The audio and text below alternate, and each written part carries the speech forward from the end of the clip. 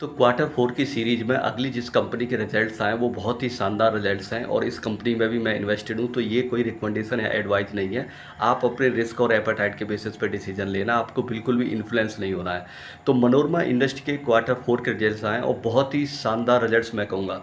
ये कंपनी का मानना पड़ेगा कि पिछले कुछ क्वार्टर से बहुत ही फैंटास्टिक ग्रोथ स्टोरी रही है इस कंपनी की। तो 80% की कंपनी ने टॉप लाइन ग्रोथ दिखाई है और 238% का इसने प्रॉफिट ग्रोथ दिखाया है। तो कंपनी का अगर मैं बात करूं तो 7,200 करोड़ का इसका मार्केट कैप है और 64 का इसका प्राइस टू अर्निंग है।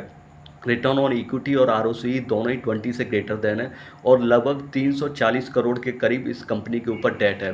तो कंपनी की जो ग्रोथ स्टोरी है वो बहुत ही बढ़िया है और इसके अगर बिजनेस की बात करूं तो बिजनेस मॉडल भी काफ़ी सिंपल है। अगर आप देखेंगे तो कंपनी बेसिकली क्या करती है, ये इस कंपनी क्या बात करें तो ये क्या है, डिफरेंट टाइप्स के बटर बनाती है और आपका जो ऑयल वगैरह होता है उसको मैन्युफैक्चर करती है। तो अगर मैं ये बात करूं तो इस पे 4 मेन इसके रॉ मटेरियल में आते हैं, जैसे कि आपका साल सीड हो गया और कोकुम सीड हो गया, आपका सिया नट्स हो गया और जो आम की गुठली होती है वो इसके ये 4 मेन रॉ मटेरियल प्रोडक्ट्स हैं जिनसे क्या करते हैं कि अगर मैं एक एग्जांपल तौर पे दूं, जो आम की गुठली होती है तो अगर आप उसको जो हार्ड वाली गुठली होती है उसको अनकवर करेंगे या खोलेंगे तो उसके अंदर एक और गुठली निकलेगी जो कि काफ़ी सॉफ्ट होती है। तो बचपन में हम क्या करते थे, जो अंदर वाली गुठली होती है उसे थोड़ा घिस के और फूंक मार के थोड़ा एक जो सीटी ऐसा साउंड होता था वो बजाते थे।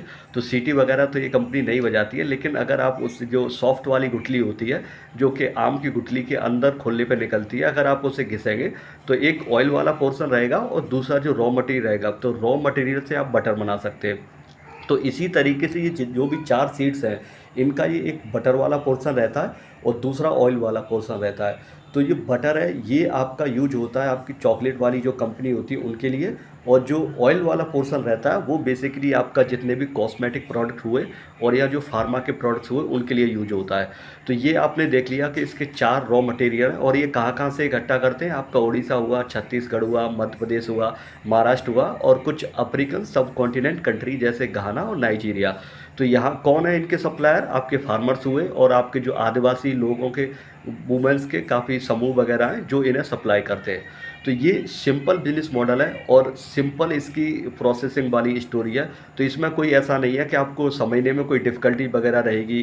तो ये जो इसकी ग्रोथ स्टोरी है वो बहुत ही शानदार है। तो जब आपको बिजनेस मॉडल समझ में आ रहा है, ग्रोथ स्टोरी समझ में आ रही है, कंपनी के अंदर कोई प्रॉब्लम नहीं है, तो फिर इन्वेस्टेड रहने में या अपना जो स्टेक है उसे बढ़ाने में कोई प्रॉब्लम होनी नहीं चाहिए। मैं एक एग्जांपल देता हूँ। ये क्या है कि मैं जहाँ बैंक में जॉब करता हूँ वहाँ मेरे एक साथी हैं, मैंने उनको भी बता रखा था ये कंपनी काफ़ी बढ़िया है, तो उन्होंने भी इसके कुछ शेयर खरीदे थे। लेकिन आपको याद हो पिछले 1 डेढ़ महीने में, जैसे क्वार्टर 3 के बाद ये शेयर एक दिन में लगभग 20% गिरा था, सिंगल डे में। तो वो मेरे पास आए थे, उन्होंने बोला कि ये कैसा शेयर आपने हमें सजेस्ट कर दिया, एक दिन में 20% गिर गया। तो जो स्मॉल कैप होता है वहाँ पे हाई वॉल्टिलिटी होती है, शेयर नीचे ऊपर जाता है, तो इस चीज़ को आपके सहन करने का डेयर होना चाहिए। तो उस दिन मैंने अपना स्टेक बढ़ाया था क्योंकि मुझे पता था इस कंपनी के अंदर कुछ भी खराब नहीं है। और नेक्स्ट 3 डे में मुझे जहाँ तक मुझे याद है, अगर मैं गलत नहीं हूँ, तो लगभग 3 दिन, अगले 3 जो जो भी वर्किंग डे थे उनमें ये जो डाउनफॉल हुआ था, ये शेयर रिकवर हुआ था लगभग 22%। तो जो जितनी स्पीड से शेयर गिरा था, और अच्छी कंपनी की यही खासियत होती है, रिकवरी भी उतनी फास्ट होती है। तो लगभग 3 दिन के अंदर अब जो शेयर प्राइस था वो 22% जो है आगे बढ़ गया था। तो अभी जो इसने कंपनी ने क्वार्टर 4 के रिजल्ट दिखाए, 80% की जो टॉप लाइन ग्रोथ है और 238% का प्रॉफिट ग्रोथ है, वो बहुत ही शानदार रहा है। तो अगर जब मैनेजमेंट अपनी कॉन कॉल वगैरह करेगा तो एक बार मैं उसको भी अटैम्प्ट करूँगा। बट मंडे को I am going to increase my share in this company, और मुझे बहुत ही अच्छी लगी है इसकी जो ग्रोथ स्टोरी है, काफ़ी बढ़िया है और बिजनेस मॉडल भी समझ में आता है। नो डाउट इसके कॉम्पिटिटर भी हैं, कुछ अनलिस्टेड प्लेयर भी हैं, इंडिया में भी है, बाहर भी हैं, बट ये जो बिजनेस मॉडल है इसमें इतना ज़्यादा चैलेंज नहीं है, सिंपल बिजनेस मॉडल है, समझ में आता है, आप चीज़ों को समझ सकते हैं। रॉ मटेरियल की प्राइस वगैरह अगर बढ़ती है या शॉर्टेज होता है तो कंपनी के लिए जो मार्जिन और प्रॉफिटेबिलिटी वाली चीज़ है वहाँ पे प्रॉब्लम हो सकती है। कंपनी सिर्फ इंडिया में ही नहीं, बाहर भी अपना प्रोडक्ट जो है एक्सपोर्ट करती है। तो एक बार जो कॉन कॉल होगी तो मैं इस पर फिर एक अपडेटेड वीडियो जरूर लेके आऊँगा।